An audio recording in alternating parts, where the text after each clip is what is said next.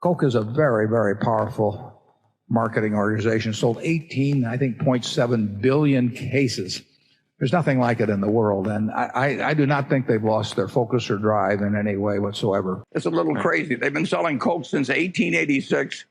You know, they sold sell 1.9 billion 8-ounce servings a day. That's 693 billion servings a year of Coca Cola products, one kind or another. On 400 million shares of Coca Cola stock, as you know, we've never sold a share. And I wouldn't think of selling a share. You are a really keen observer of economies, of consumers, of behavior. And you also, in your annual report this year, talked about buying wonderful businesses at fair prices versus fair businesses at wonderful prices. How do you think about that in terms of how it contributed to the incredible success of Berkshire Hathaway and how you see the next 3 to 5 years? Yeah, I was taught to buy very cheap stocks. So I'd look at the numbers and I ended up buying what I call cigar butts. They were stocks that were so cheap, they were like finding a cigar butt. It might look kind of soggy and unpleasant, but it had one free puff left in it. And so, but the problem with that, of course, is you take the free puff and then you have to go around looking for another cigar button. Finally, I had a partner that straightened me out and told me that it was much better, as Buttar quoted, to buy really wonderful businesses at a fair price instead of looking around for these things that had one puff left in them. And if you're looking for a wonderful business, it was hard to beat Coca Cola. So that's why I'm here. Thank you. How do you see the economy shaping in the next 3 years or so? Well, we've been... And the world. Yeah, well, we've been coming back in the United States since the fall of 2009. And interestingly enough, we've come back at a reasonable, not a fantastic rate, but a reasonable rate consistently. Though from time to time, people have thought it's going to accelerate a lot faster or that it decelerated, and they talked about a double dip, if you remember that, a few years ago.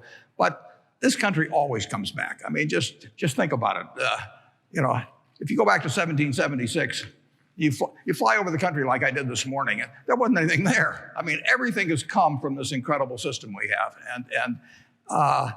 and we've still got the secret sauce. I mean, this is the mother lode of opportunity in the United States, and you know, real GDP per capita in my lifetime has increased 6-fold.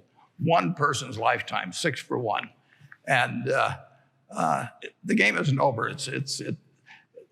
We will always bet on this country at Berkshire. Where do you think the growth for a company that has not just one product anymore, but 3,000 products and growing rapidly, where do you think the growth is going to mostly come from, in your opinion? Well, I think the consumer is going to tell us that. You know, I mean, and they'll tell us different things, perhaps in different parts of the world. But you know, every great company listens to its consumer, and of course, this company's done that throughout its history. I mean, that does not require any change in your DNA or anything of the sort. And then you just have to make it extremely convenient for people to buy it. You have to keep the price reasonable, and it's interesting. I drink classic Coke at the office, and I drink cherry Coke at home. And you know, it's an incredible combination. You never would get in the food business, in my judgment, quite the inevitability that you would get in the soft drink business with a Coca Cola. You'll never get it again in the soft drink business. I mean, it took 100. I guess the 1886, so it'd be about 111 years to get to the point where they are, and the infrastructure is incredible, and so I wouldn't put it quite in the same class in terms of inevitability. That doesn't mean it can be a better stock investment depending on the price, but you're not going to get the price from me. And knowing Charlie, I doubt if you'll get the price from him, but we'll give him a chance.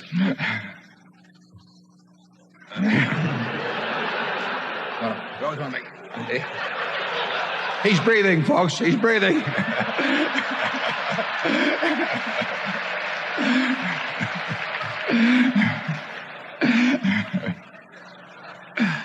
We've got this down to a routine. Oh, I have nothing to add, Warren. Okay. I didn't have anything to say either. I just took longer. I drink probably 5 12-ounce Cokes a day, and that's about 700 calories. And I've been doing it more or less all my life. I can't imagine anybody that feels better than I do. I mean, I'm happy. I enjoy life. And I've always wondered if I'd had a twin and he had to eat broccoli and asparagus and Brussels sprouts and done it every day, and I'd been drinking my Coke and eating potato chips, and there are some cookies that also, have 100 calories per ounce. Which of us? I think the other guy would be gone. I mean, I think he probably would have committed suicide, actually. And he certainly wouldn't feel as good about life as I do. I feel good every day. The truth is, either of the two major colas that are going to be sold and associated with, say, the Olympics or Disney World or whatever it is going to lose a lot of money, if only directly thought of in terms of those contracts. But there is that association over years. I mean, Coke wants to be where people are happy, and they want that in people's minds, and that tends to be, it's sporting events, it's the Disneyland, Disney Worlds of the world. But in the end, can you have a determination to be at every one of them at any price? And the answer obviously is no. It was sort of interesting.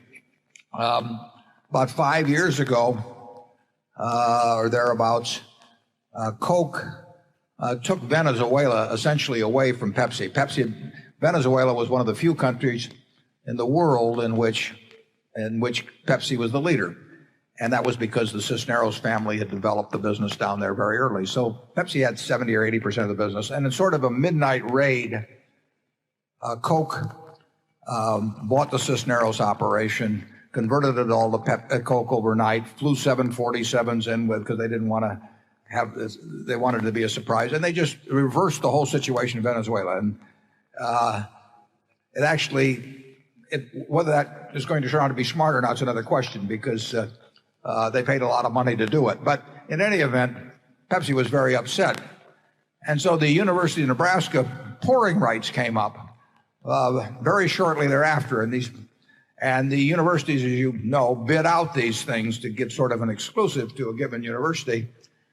And Pepsi came in and bid about twice as much for the University of Nebraska pouring rights as was the sort of the standard in terms of per student at universities throughout the country, at Penn State or something. And I like to think that they were trying to stick it in the eye of Coke by doing that in Nebraska. And I feel that the University of Nebraska really should give me credit for about $5 million a year of contribution to the university, because I don't think Pepsi would have done it if it hadn't been in Nebraska. Now, the question is, people at Coke called me and they said, do you want us to go up against this? And I said, no.